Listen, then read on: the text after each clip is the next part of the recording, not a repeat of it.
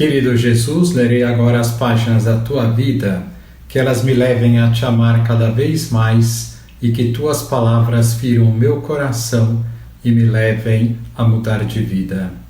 O Evangelho de hoje é o Evangelho de São Marcos, capítulo 8, versículos 27 a 33.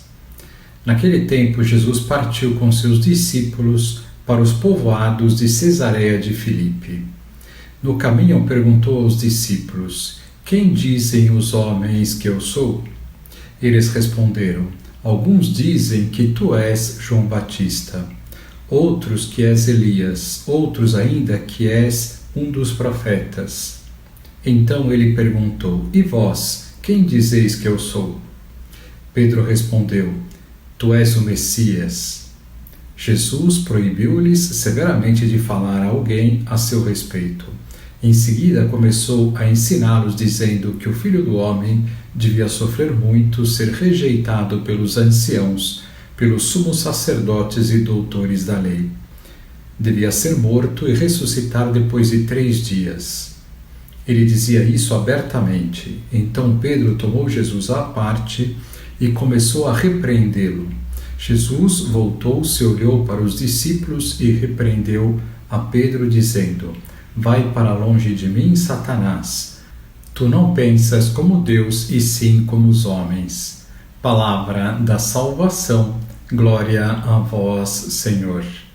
Vamos olhar para Jesus. É interessante que Jesus se volte para os discípulos e lhes pergunte o que as pessoas estão dizendo dele.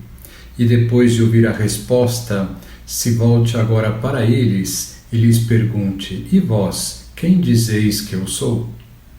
Esta última pergunta de Cristo é uma pergunta decisiva para todos nós. Quem é Cristo para nós?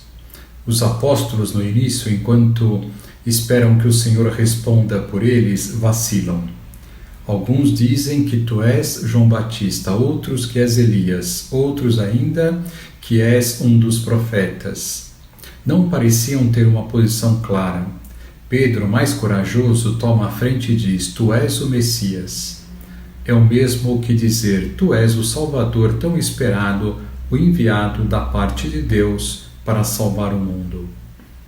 Apesar de Pedro dizer isto, sabemos que ele ainda não havia compreendido como Cristo, o Messias, salvaria o mundo. Havia uma crença entre os judeus que o Messias seria um Salvador, mas de um ponto de vista terreno. Alguém que instauraria o reino terreno de Israel e nunca mais os outros povos o dominariam. E é esta a expectativa de Simão Pedro. Por isso, quando Jesus anuncia em seguida que irá sofrer a paixão, escandaliza-se e protesta. Também nós temos muitas vezes esta expectativa terrena, que o Senhor imponha o seu poder agora, aqui na terra, e transforme imediatamente o mundo. Mas não é este o reino de Deus. O reino de Deus é um reino espiritual, é a vitória sobre o pecado.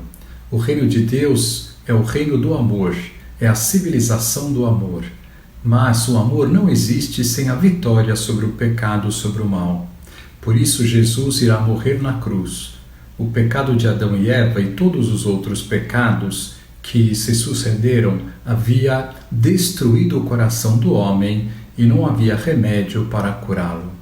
Jesus, morrendo na cruz, vai trazer ao mundo o remédio, e este remédio se chama graça, a graça divina. E a graça será comunicada principalmente pelos 7 sacramentos que ele instituirá: o batismo, a Eucaristia, a confissão, a crisma, o matrimônio, a ordem e a unção dos enfermos. A partir da morte de Cristo na cruz, a vitória sobre o pecado se dará através da graça e da nossa luta contra ele. Dentro desta luta está a própria luta contra o orgulho, a inveja, o egoísmo, a preguiça, etc. E a nossa oração para nos fortalecer, e a nossa penitência para reparar os pecados já cometidos e também nos fortalecer. Com relação aos sacramentos, além do batismo, é muito importante, além dos outros, a confissão e a Eucaristia. Infelizmente, hoje a maioria dos católicos se confessaram a última vez na primeira comunhão. Aí nos perguntamos: como podem ter força para lutar contra o pecado e fazer vencer o amor dentro do seu coração, se não se confessam com frequência? Como podem ter força para lutar contra o pecado se não recebem frequentemente a comunhão, que é o grande alimento para a nossa alma, pois nela recebemos não só a graça, mas o próprio Deus que está na hóstia consagrada? Qual é o reino que eu estou querendo instaurar na terra, o humano ou o espiritual?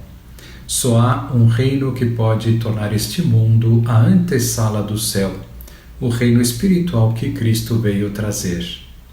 Façamos, portanto, o propósito de declarar guerra ao pecado que está dentro do nosso coração. Se cada um de nós não mudarmos, o mundo não mudará. Façamos o propósito de acudir à graça continuamente, de rezar mais e fazer mais penitência. Esse é o caminho para mudarmos o mundo, para instaurar na Terra a civilização do amor que tanto sonhamos. Uma observação com relação à confissão: Nossa Senhora em Medjugorje recomenda a confissão mensal e diz que não há nenhum filho seu que pode estar um mês sem necessitar da confissão. Agora vos dou a bênção para este dia, a bênção de Deus Todo-Poderoso, Pai, Filho e Espírito Santo, esteja sempre convosco e permaneça para sempre. Amém.